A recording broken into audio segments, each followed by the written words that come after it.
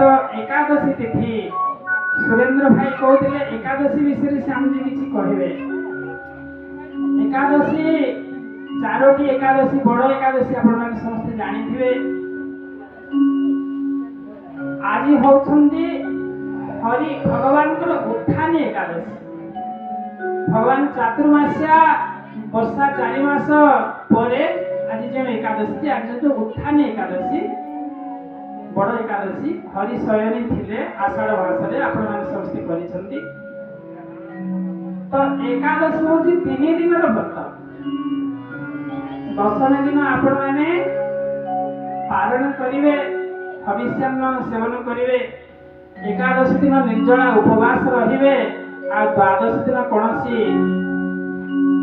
संत ब्राह्मण समाज जहाँ को भोजन दे 12टा पर एकादशी व्रत को समापन करेंगे। ये एकादशी व्रतर नियम। ये एकादशी व्रत भागवत रे राजा अंबरीश करथिले।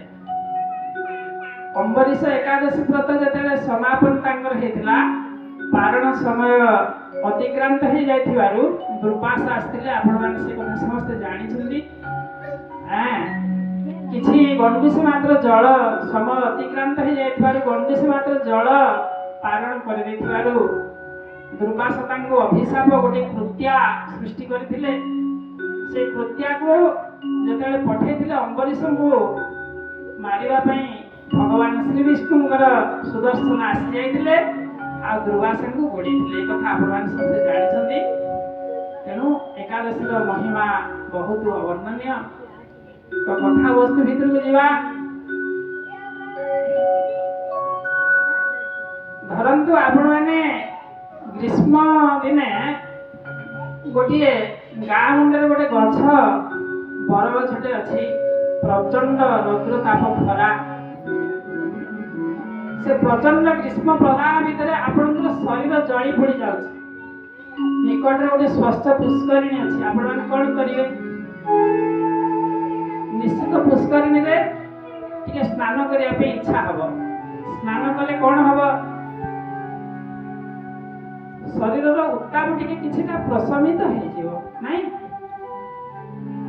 शरीर उत्ताप सीना प्रशमित हो शांति टिके लागिवो, किंतु मनटा आमर हो जाए आज्ञा अशांति। 3टा तापरे आम समस्ते ग्रसित। आधि दैविक आध्यात्मिक और आधि भौतिक। ए त्रिताप आमको तीड़ तीड़ करी आम से समस्ते जली चली से केवे मुक्ति पाई पारुने। सेथिपाई भगवान कथा होची गंगाजल सदृश। भगवान शंकर निकट 2टी गंगार उत्पत्ति हेतला। गोटे तांग मथारू बाहरी थिले आपण माने जानिछंती। जो गंगारे आपण माने हरिद्वार जाइथिबे, ऋषिकेश जाइथिबे, जो गंगारे स्नान करुवा समय जदि गोड़ खसी गला अकस्मात ताहले मृत्यु होची सुनिश्चित। गोटे गंगारे स्नान करू करू गोड़ खसी गले मृत्यु ही थाए। आउ गोटे मूल्यवान गंगा शंकरजींकर मुखर बाहरी जहाँ कहुची राम कथा रूपी गंगा। राम कथा रूपी गंगा रे जदि आपण माने अवगाहन करू करू मन लागी गला गोटे गंगारे स्नान कले मृत्यु आ गोटे गंगारे स्नान कले मुक्ति। बोल भक्त वत्सल भगवान जय। तेणु राम कथा गंगारे अवगाहन करवा आपण मान किसी सेवा देवा पे अकिंचन सेवक प्रयास तो निश्चित करिवो।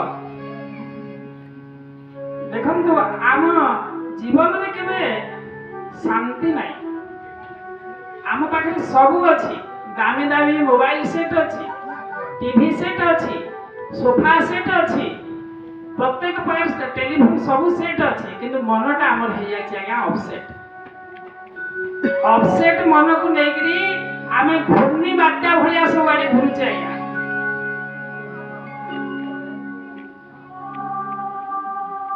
बहुत सुंदर कथा आसंती रामायण चौपाई शंकर पार्वती संवाद रे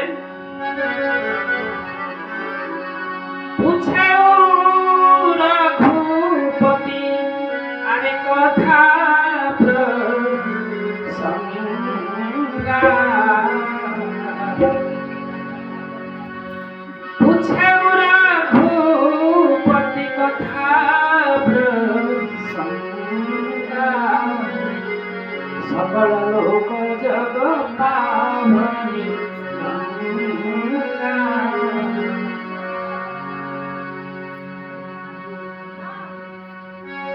କଥାରୂପୀ ଗଙ୍ଗାରେ ଯଦି ସ୍ନାନ କରିବା ଆମେ ମୁକ୍ତିର ପଥକୁ ପରିଷ୍କାର ମାନେ ଦେଖିପାରିବା।